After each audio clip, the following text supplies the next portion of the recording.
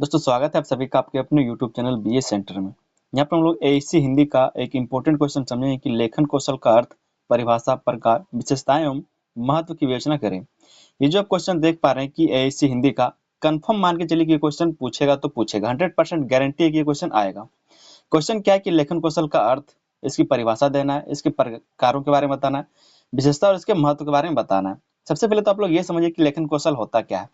लेखन कौशल का मतलब लिखने की कला होती है, ठीक है। लिखने की जो क्षमता है उसी को लेखन कौशल कहा जाता है। और इस तरह से अपनी बातों को, अपने विचारों को, अपनी सूचनाओं को या फिर किसी बातों को जो आप दूसरों को बताना चाहते, समझाना चाहते, अगर आप उस चीज को अच्छे से लिख करके जो पढ़ने वाला, जो पाठक है उसको अच्छे से बता, वही आपका लेखन कौशल कहलाता है, ठीक है। जब कोई भी चीज को आप लिख करके, अपने विचारों को लिख करके किसी को बताते हैं और उसको अच्छे से समझ में आ जाता है, तो वही होता है आपका लेखन कौशल। समझिए इसमें क्या कहा जा रहा है। चैनल पर दोस्त नए तो आप लोग चैनल को सब्सक्राइब जरूर कर लीजिएगा, ताकि आने वाला जो आपका एग्जाम बचा हुआ है, जो आपका एसी के साथ साथ और भी सब्जेक्ट हो, उसमें अच्छी तैयारी कर सके। इसके लिए क्या है, तो आप लोग चैनल को अभी कभी सब्सक्राइब कर लीजिए, साथ में बेल आइकन को दबाकर उसको ऑल पर सेट कर लीजिएगा। समझते हैं हम लोग इस क्वेश्चन के आंसर को कि लेखन कौशल होता क्या है। पहले हम लोग इसके अर्थ को समझते हैं। कहा जा रहा है कि लेखन कौशल का अर्थ है अपने विचारों, भावनाओं और सूचनाओं को इस प्रकार लिखित रूप में प्रस्तुत करना कि पाठक उसे आसानी से समझ सके। जो भी आपके विचार हैं, भावनाएं हैं, सूचना है, उसको लिखित रूप में इस प्रकार प्रस्तुत करना कि जो पाठक है, जो पढ़ने वाला, उसको आसानी से समझ में आ जाए, उसी को लेखन कौशल कहा जाता है। यह केवल शब्दों को कागज पर उतारना नहीं है, बल्कि सही शब्दों का चयन करना, वाक्य विन्यास करना, भाषा की शुद्धता और विचारों की स्पष्टता का समन्वय है। मतलब इन सभी बातों का यहाँ पर समन्वय होना चाहिए। ऐसा नहीं कि सिर्फ किसी बात को आपने कॉपी पर उतार दिया और वो आपका लेखन कौशल हो गया। लेखन कौशल का अर्थ ये होता है कि जो भी आपने विचारों के बारे में कहा, जो भी आपने बात कहा, उसको जो शब्द उसने बहुत ही छांट छांट कर आपने रखा है।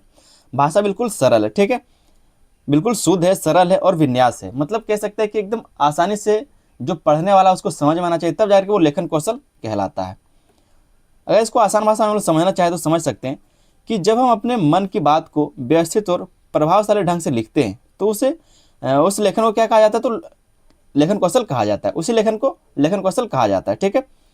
जब हम अपने मन की बात को, अपने विचारों को, किसी भी सूचना को व्यवस्थित और प्रभावशाली ढंग से लिखते हैं, जब किसी चीज को लिखते हैं उसी को लेखन कौशल। ऐसा नहीं कहा जाता कि हम सिर्फ मुंह से बोलेंगे और वो लेखन कौशल हो जाएगा। लेखन कौशल का मतलब यह है कि अपने विचारों को, भावनाओं को लिख करके सही तरीके से, व्यवस्थित ढंग से प्रस्तुत करना पाठक को, ताकि समझ में आ सके, उसी को लेखन कौशल कहा जाता है। लेखन कौशल की कुछ परिभाषाएं भी, उसको थोड़ा सा हम लोग देख लेते हैं, क्योंकि आपके क्वेश्चन में ऐसा ही पूछा गया था। तो हम लोग समझते हैं लेखन कौशल की परिभाषा क्या होती है। कहा जा रहा है कि लेखन कौशल वह योग्यता है जिसके द्वारा व्यक्ति अपने विचारों और भावनाओं को भाषा के नियमों का पालन करते हुए स्पष्ट, सुसंगत और प्रभावशाली ढंग से लिखित रूप में व्यक्त करता है। क्या कहा जा रहा है कि जो लेखन कौशल है वो एक ऐसा योग्यता है, एक ऐसा क्षमता है, कला है, जिसके द्वारा व्यक्ति अपने विचारों को, अपने अनुभवों को भाषा के नियमों का पालन करते हुए किस तरह से लिखना चाहिए। ऐसे अभद्र भाषा ना होना चाहिए, सही भाषा होना चाहिए, ठीक है, शुद्ध होना चाहिए, स्पष्ट होना चाहिए, सुसंगत होना चाहिए और प्रभावशाली ढंग से अगर उसको लिखित रूप में व्यक्त करता है, तो वही आपका लेखन कौशल कहलाता है। कुछ विद्वानों के द्वारा लेखन कौशल अलग अलग परिभाषाएं की गई है, तो उसको थोड़ा सा समझते हैं। लेखन कौशल को विभिन्न विद्वानों ने अलग अलग रूपों में परिभाषित किया है। ये क्वेश्चन आप लोग फिक्स मानिए, 100% गारंटी कि ये क्वेश्चन आएगा तो आएगा, ठीक है। चाहे आप सेमेस्टर 1 में हो, 2 में हो, ये क्वेश्चन 100% गारंटी के आएगा। तो पहले जो यहाँ पर विद्वान, यहाँ पर थोड़ा सा नंबर का गलती हुआ है, ठीक है। तो यहाँ पर जो पहले विद्वान है वो है John L Rankine. John L Rankine ये क्या कहते हैं लेखन कौशल के बारे में। लेखन एक ऐसी प्रक्रिया है जिसमें लेखक अपने विचारों को व्यवस्थित रूप से प्रस्तुत करता है। जो लेखक है वो अपने विचारों को व्यवस्थित रूप से प्रस्तुत करता है। व्यवस्थित रूप से प्रस्तुत करने का मतलब क्या है कि उसमें भाषा सरल होनी चाहिए, भाषा शुद्ध होना चाहिए, जानकारी सही होना चाहिए और जो पाठक है उसको अच्छे से समझ में आना चाहिए, ताकि पाठक उसे बिना किसी भ्रम के समझ सके। ऐसा ना हो कि उसके मन में कोई डाउट रह जाए, तो वो फिर आपका लेखन कौशल नहीं कहलाएगा, ठीक है। दूसरा जो विद्वान है वो है डेविड बार्थोलोमा। डेविड बार्थोलोमा ये क्या कहते हैं लेखन कौशल के बारे में, इनके द्वारा क्या परिभाषा दी गई समझते हैं। कहा जा रहा है कि लेखन भाषा, व्याकरण और रचनात्मकता का ऐसा समन्वय है। जो लेखन है वो भाषा का, व्याकरण का, रचनात्मकता का, मतलब किस तरह से लिख पाते हैं, ठीक है, इन सभी चीज़ों का क्या है तो समन्वय है, जहाँ पर सभी का मेल है, जो एक सार्थक और प्रभावी संदेश उत्पन्न करता है, ताकि जो पाठक वो अच्छे से समझ सके। आगे दोस्तों हम लोग समझते हैं लेखन कौशल के प्रकार को। हमने परिभाषा समझ लिया, अर्थ समझ लिया, या यहाँ से हम लोग समझेंगे लेखन कौशल के प्रकार और कि लेखन कौशल के कितने प्रकार हैं, ठीक है।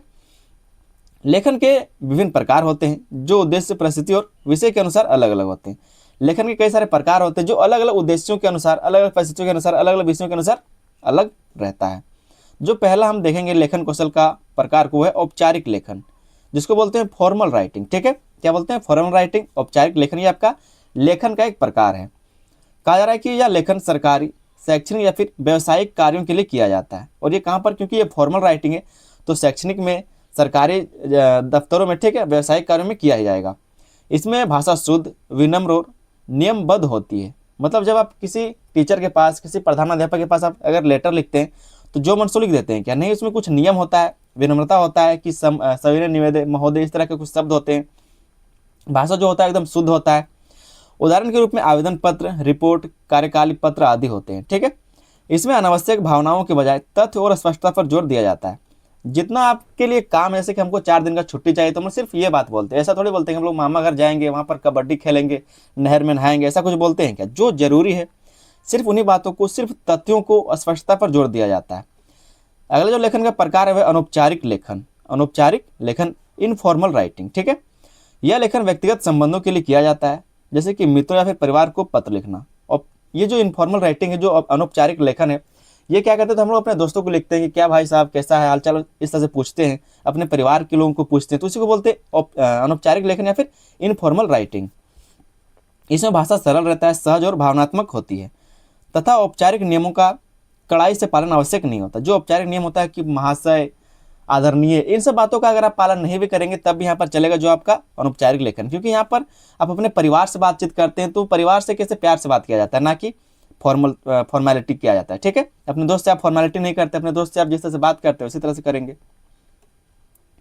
तीसरा जो इसका प्रकार है लेखन का, वो है तकनीकी लेखन, टेक्निकल राइटिंग। ठीक है, इसमें किसी विशेष विषय, तकनीक या फिर प्रक्रिया की जानकारी दी जाती है, जैसे कि मशीनों का विवरण होता है, वैज्ञानिक रिपोर्ट होता है। ठीक है, ये सारी चीज़।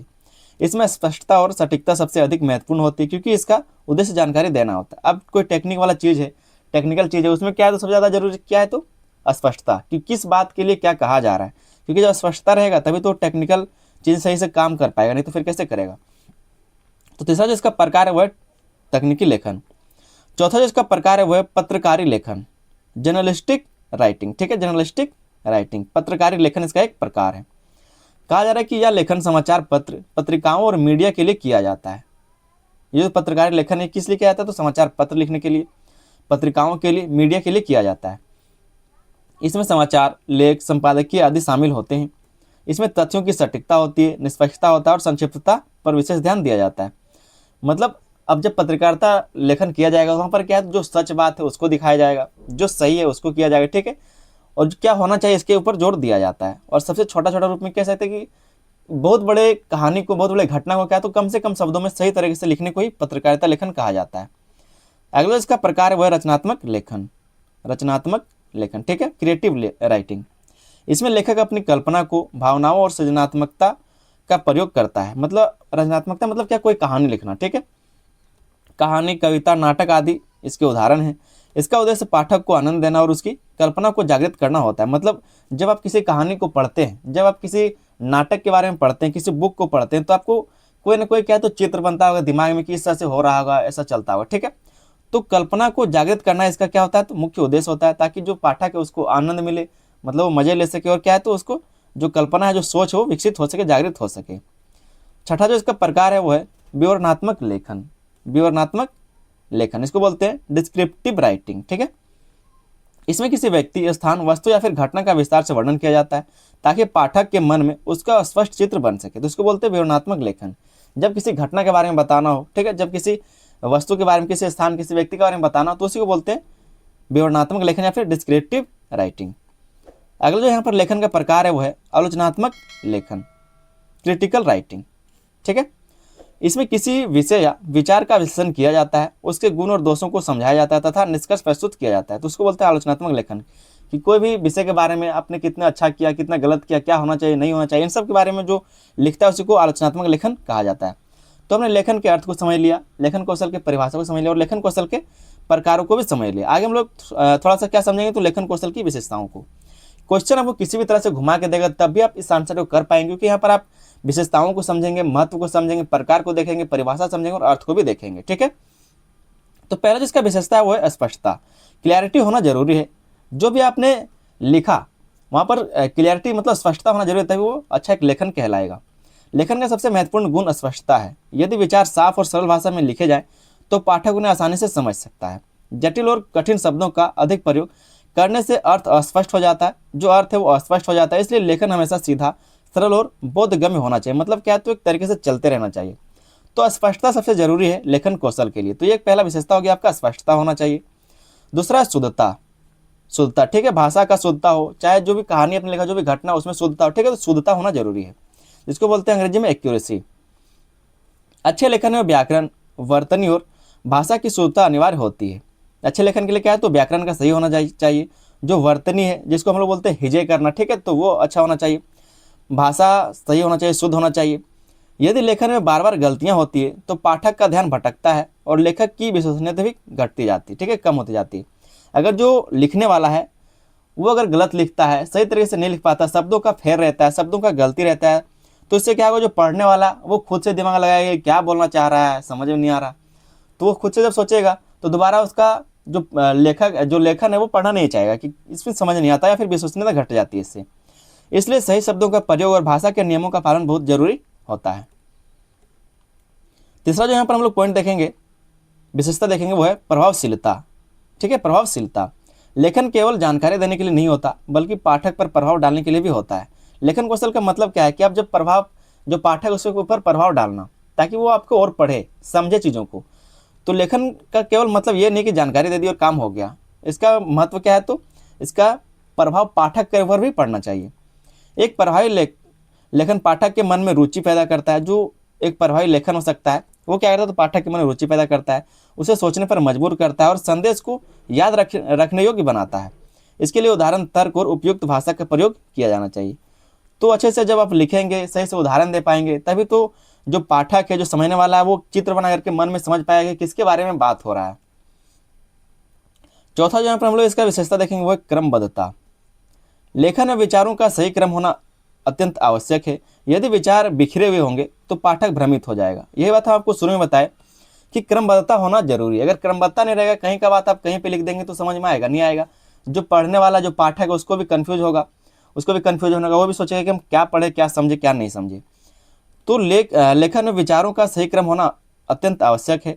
यदि विचार बिखरे हुए होंगे तो पाठक भ्रमित हो जाएगा। इसलिए लेखन में पहले भूमिका, फिर मुख्य भाग और अंत में निष्कर्ष का सही क्रम होना चाहिए। मतलब जिसके बारे में आप लिख रहे हैं उसके बारे में परिचय दीजिए, भूमिका लिखिए, फिर जिसके बारे में आप लिख रहे हैं उसके बारे में डिटेल में पूरा क्या करेंगे, तो मुख्य भाग में लिखेंगे, और उसके बाद एक छोटा सा निष्कर्ष लिखना है, जिससे लेखक व्यवस्थित और तार्किक लगे। जिससे जो लेखन है वो क्या होगा, तो व्यवस्थित लगेगा और तार्किक लगेगा कि सही तरीके से लिखा गया है।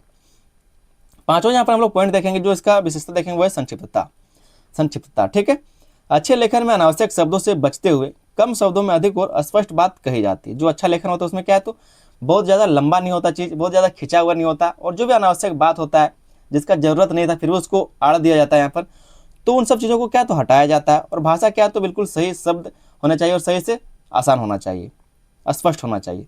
बहुत लंबा और दोहराव वाला लेखन पाठक को उबाऊ लग सकता है। ठीक है, जो उबाऊ मतलब कह सकते हैं कि पढ़ने का मन नहीं करता है, समझने का मन नहीं करता, ठीक है, तो ऐसा लग सकता है। इसलिए जरूरी है कि लेखन संक्षिप्त लेकिन सारगर्भित हो। सारगर्भित का मतलब पढ़ने में अच्छा लगे, समझने योग्य हो। ठीक है, छठा जो यहाँ पर हम लोग इसका विशेषता देखेंगे वो है मौलिकता। मौलिकता का होना जरूरी है। लेखन में अपने विचार और अपनी सोच का होना बहुत महत्वपूर्ण है। मौलिकता मतलब समझते हैं जो आपके खुद के बात है, ठीक है, उसी को बोलते हैं मौलिकता। यदि लेखन केवल नकल पर आधारित होगा तो उसमें ना तो नवीनता होगी और ना ही प्रभाव होगा। मौलिक लेखन पाठक को आकर्षित करता है और लेखक की पहचान बनाता है। जैसे आप खुद से अपने विचार जोड़ते हैं, अपने भावनाओं को जोड़ते हैं, अपना दिमाग लगा के कोई भी चीज़ लिखते हैं, तो उससे क्या होता है, तो जो पढ़ने वाले लोग, जो पाठक है, उसका आपके ऊपर विश्वास बनता है, बातों को समझ पाते वो अच्छे से। ठीक है, तो मौलिकता का होना जरूरी है। अगर सिर्फ नकल करके कोई चीज़ के बारे में आप लिखते हैं तो कितने दिन तक चला पाएंगे, और कितने दिन तक ये चलेगा, कभी न कभी पता चल जाएगा, और कभी न कभी तो विश्वसनीय धीरे धीरे कम होता जाएगा। सातवां जहाँ पर हम लोग पॉइंट देखें वो सुसंगतता। ठीक है, सुसंगतता। लेखन के सभी वाक्य और विचार आपस में जुड़े हुए होने चाहिए। एक विचार से दूसरे विचार में सहज रूप से प्रवाह होना चाहिए, जिससे पूरा लेखक एक इकाई के रूप में प्रतीत हो। मतलब जो पॉइंट लिखा जाता है, जो जिसके बारे में आप लिखते हैं, वो एक के बाद एक के बाद एक के बाद इस तरह से चलता हुआ होना चाहिए। ऐसा नहीं कि एक पॉइंट यहाँ है दूसरा पॉइंट वहाँ लिख दिए, मतलब समझ में नहीं आ रहा कुछ, तो ऐसा नहीं होना चाहिए। जो भी वाक्य है, जो भी विचार, वो आपस में लिंक होना चाहिए, समझ में आना चाहिए कि ये कहानी कैसे हो, जैसे मूवी में कैसे होता है उस तरह से होना चाहिए। आगे हम लोग समझते हैं लेखन कौशल का महत्व। ये लेखन कौशल का क्या महत्व रहता है। पहले इसका महत्व है वो है आत्म अभिव्यक्ति का सशक्त माध्यम। ये आत्म अभिव्यक्ति मतलब जो भी आपके विचार हैं उसको व्यक्त करने का एक माध्यम होता है, ठीक है, सशक्त करने का एक ये माध्यम होता है। लेखन के माध्यम से व्यक्ति अपने विचारों, भावनाओं और अनुभवों को स्वतंत्र और स्पष्ट रूप से व्यक्त कर सकता है। मतलब जो भी आपके विचार हैं, जो भी आपके भावनाएं हैं, जो भी आपके पास अनुभव है, उन सब बातों को क्या तो व्यक्त किया जा सकता है इसके माध्यम से। कई बार जो बातें हम बोलकर नहीं कह पाते उन्हें हम लेखन के माध्यम से बेहतर तरीके से व्यक्त कर सकते हैं। कुछ ऐसा बात होता है जिसको हम लोग बोल के नहीं समझा पाते या फिर उसको अच्छे से नहीं कर पाते, तो उसको लिख करके अच्छा से तरीके से उसको समझाया जा सकता है।